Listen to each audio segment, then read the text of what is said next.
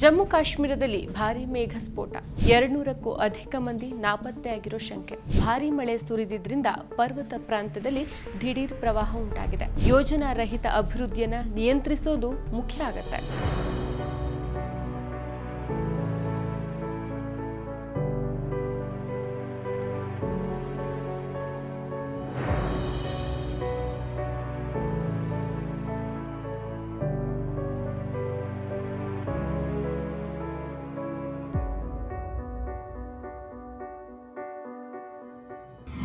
ನಮಸ್ಕಾರ, ಈ ದಿನಕ್ಕೆ ಸ್ವಾಗತ.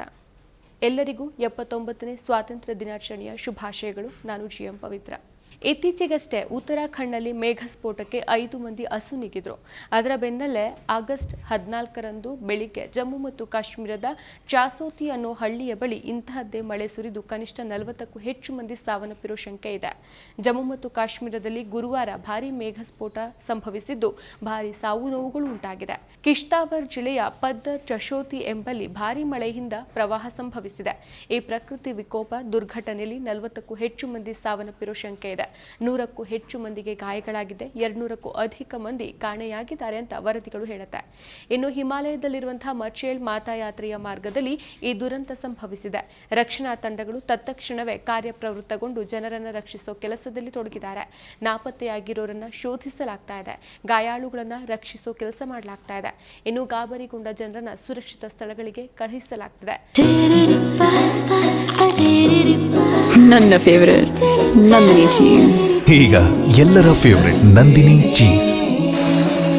ಮಚೇಲ್ ಮಾತಾ ದೇವಾಲಯದ ಬಳಿಯ ಚಶೋತಿಯಲ್ಲಿ ಘಟನೆ ನಡೆದಿದ್ದು ಹೆಚ್ಚಿನ ಸಾವು ನೋವುಗಳಿಗೆ ಇದು ಕಾರಣ ಆಗಬಹುದು.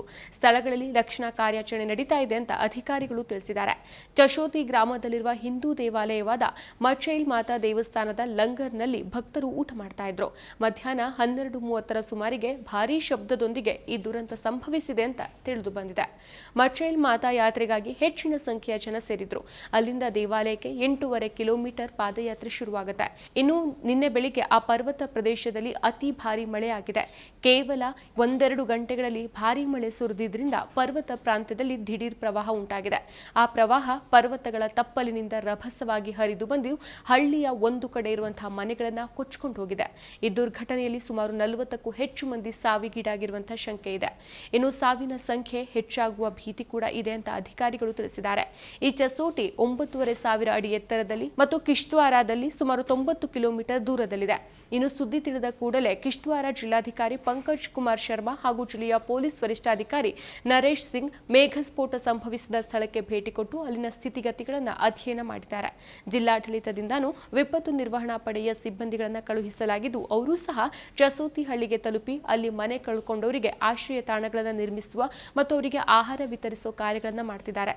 ಜಮ್ಮು ಮತ್ತು ಕಾಶ್ಮೀರದ ಮುಖ್ಯಮಂತ್ರಿ ಒಮರ್ ಅಬ್ದುಲ್ಲಾ ಅವರು ಸ್ವಾತಂತ್ರ್ಯ ದಿನಾಚರಣೆಗೆ ಪೂರ್ವಭಾವಿಯಾಗಿ ಆಯೋಜಿಸಿದ್ದ ವಿವಿಧ ಕಾರ್ಯಕ್ರಮಗಳನ್ನು ಕೂಡಲೇ ರದ್ದು ಕೂಡ ಮಾಡಿದ್ರು.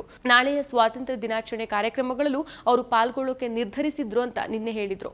ಆದರೆ ಇಂದಿನ ಕಾರ್ಯಕ್ರಮಗಳು ರದ್ದಾಗದೆ ಮುಂದುವರೆದಿದೆ. ಇನ್ನು ಕಳೆದ ತಿಂಗಳು ಉತ್ತರಾಖಂಡದ ಉತ್ತರಕಾಶಿಯಲ್ಲಿ ಮೇಘ ಸ್ಫೋಟದಿಂದಾಗಿ ಭಾರೀ ಪ್ರವಾಹ ಉಂಟಾಗಿತ್ತು. ಇದರಿಂದ ಧರಾಲಿ ಗ್ರಾಮ ಭಾಗಶಃ ನಾಶವಾಗಿ 6 ಜನ ಸಾವನ್ನಪ್ಪಿದ್ರು ಹಾಗೂ ಹಲವಾರು ಜನ ಕಾಣೆಯಾಗಿದ್ರು. ಮುಖ್ಯಮಂತ್ರಿ ಪುಷ್ಕರ್ ಸಿಂಗ್ ಧಾಮಿ ಸ್ಥಳಕ್ಕೆ ಭೇಟಿ ಕೊಟ್ಟು ಪರಿಸ್ಥಿತಿಯನ್ನು ಅವಲೋಕಿಸಿದ್ರು. ವಿಜ್ಞಾನಿಗಳ ಪ್ರಕಾರ ಹಿಮದಿಂದ ರಚನೆಯಾದ ಬಂಡೆ ಕುಸಿತಾನೆ ಈ ಪ್ರವಾಹಕ್ಕೆ ಕಾರಣವಾಗಿತ್ತು. ಕಳೆದ ತಿಂಗಳು ಹಿಮಾಚಲ್ ಪ್ರದೇಶದಲ್ಲಿ ನಿರಂತರ ಮಳೆ ಮತ್ತು ಮೇಘ ಸ್ಫೋಟದಿಂದಾಗಿ ಜನಜೀವನ ಸಂಪೂರ್ಣವಾಗಿ ಅಸ್ತವ್ಯಸ್ತಗೊಂಡಿತ್ತು. ಭಾರೀ ಮಳೆಯಿಂದ ಉಂಟಾದಂತಹ ಭಾರೀ ಪ್ರವಾಹಕ್ಕೆ ಸಿಲುಕಿ ಅನೇಕರು ಪ್ರಾಣ ತೆತ್ತಿದ್ರು.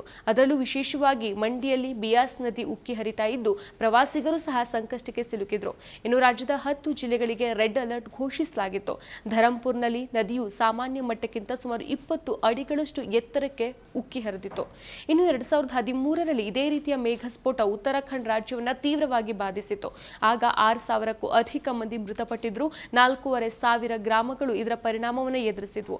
2023ರಲ್ಲಿ ನೇಪಾಳದ International Centre for Integrated Mountain ಡೆವಲಪ್ಮೆಂಟ್ನ ವರದಿ ಪ್ರಕಾರ ಹಿಂದೂ ಕುಶ್ ಮತ್ತು ಹಿಮಾಲಯನ್ ಪರ್ವತ ಶ್ರೇಣಿಗಳಲ್ಲಿನ ಹಿಮನದಿಗಳು ಇತಿಹಾಸದ ಹಿಂದೆಂದಿಗಿಂತಲೂ ವೇಗವಾಗಿ ಕರಗ್ತಾ ಇದೆ. ಸೊ ಈ ಅಧ್ಯಯನ ಪ್ರದೇಶದ 2,000ಕ್ಕೂ ಹೆಚ್ಚು ಹಿಮನದಿ ಸರೋವರಗಳಲ್ಲಿ ಕನಿಷ್ಠ 200 ಸರೋವರಗಳು ಉಕ್ಕಿ ಹರಿಯೋ ಅಪಾಯದಲ್ಲಿದೆ ಅನ್ನೋದನ್ನ ಕಂಡುಕೊಂಡಿದೆ. ಸೊ ಇದರಿಂದ ಸ್ಥಳೀಯ ಪ್ರದೇಶಗಳಲ್ಲಿ ಭಾರೀ ವಿನಾಶಕ್ಕೆ ಕಾರಣ ಆಗಬಹುದು ಅಂತ ಹೇಳಲಾಗ್ತಾ ಇದೆ. ಸೊ ವಿಶ್ವ ಹವಾಮಾನ ಸಂಸ್ಥೆ ಕಳೆದ ವರ್ಷ ಹೇಳಿಕೆಯಲ್ಲಿ ಹೆಚ್ಚು ತೀವ್ರವಾಗ್ತಾ ಇರುವಂತಹ ಪ್ರವಾಹ ಮತ್ತು ಬರಗಾಲಗಳು ಹವಾಮಾನ ಬದಲಾವಣೆಯಿಂದ ಬದಲಾವಣೆಯಿಂದಾಗಿ ಗ್ರಹದ ನೀರಿನ ಚಕ್ರ ಊಹಿಸಲಾಗದಂತೆ ಆಗ್ತಾ ಇರೋದು ತೊಂದರೆಯ ಸಂಕೇತ ಅಂತ ತಿಳಿಸಿದೆ. ಸೊ ಉತ್ತರಾಖಂಡ್ನಂತ ಪರ್ವತ ಪ್ರದೇಶಗಳಲ್ಲಿ ಹವಾಮಾನ ಬದಲಾವಣೆಯಿಂದ ಉಂಟಾಗುವಂತಹ ಸವಾಲುಗಳನ್ನ ಈಗ ನಡೆದಿರುವಂತಹ ಮೇಘಸ್ಫೋಟ ಸ್ಪಷ್ಟಪಡಿಸುತ್ತೆ. ಸೊ ಇಂಥ ತೀವ್ರ ಹವಾಮಾನ ಘಟನೆಗಳು ಈ ಪ್ರದೇಶದಲ್ಲಿ ಸಾಮಾನ್ಯ ಅನ್ನುವಂತೆ ಆಗಿದೆ. ಹಾಗಾಗಿ ಸ್ಥಳೀಯ ಸರ್ಕಾರ ಮತ್ತು ಕೇಂದ್ರ ಸರ್ಕಾರ ರಕ್ಷಣಾ ಕಾರ್ಯಾಚರಣೆಗಳ ಜೊತೆಗೆ ದೀರ್ಘಕಾಲೀನ ತಡೆಗಟ್ಟುವ ಕ್ರಮಗಳ ಮೇಲೆ ಗಮನ ಹರಿಸಬೇಕಾಗಿದೆ. ಯೋಜನಾ ರಹಿತ ಅಭಿವೃದ್ಧಿಗಳನ್ನು ನಿಯಂತ್ರಿಸೋದು, ಹಿಮನದಿ ಸರೋವರಗಳ ಅಪಾಯಗಳನ್ನು ಗಮನದಲ್ಲಿಟ್ಟುಕೊಂಡು ಸುರಕ್ಷಿತ ಮೂಲ ಸೌಕರ್ಯಗಳನ್ನು ನಿರ್ಮಿಸೋದು ಮತ್ತು ಹವಾಮಾನ ಬದಲಾವಣೆಯ ಪರಿಣಾಮಗಳನ್ನು ಎದುರಿಸೋಕೆ ಸಮುದಾಯಗಳಿಗೆ ತರಬೇತಿ ನೀಡುವಂಥ ಯೋಜನೆಗಳನ್ನು ಕೈಗೊಂಡ್ರೆ ಈ ರೀತಿಯ ದುರಂತಗಳನ್ನು ಕಡಿಮೆ ಮಾಡೋಕೆ ಸಹಾಯ ಆಗಬಹುದು. ಮತ್ತಷ್ಟು ವಿಶೇಷ ವಿಡಿಯೋಗಳನ್ನು ನೋಡಲು ಮತ್ತು ಹೊಸ ವಿಡಿಯೋಗಳ ಬಗ್ಗೆ ತಿಳಿಯಲು EDina.com ಯೂಟ್ಯೂಬ್ ಚಾನೆಲ್ ಸಬ್ಸ್ಕ್ರೈಬ್ ಮಾಡಿ ಮತ್ತು ಬೆಲ್ ಐಕಾನ್ ಕ್ಲಿಕ್ ಮಾಡಿ.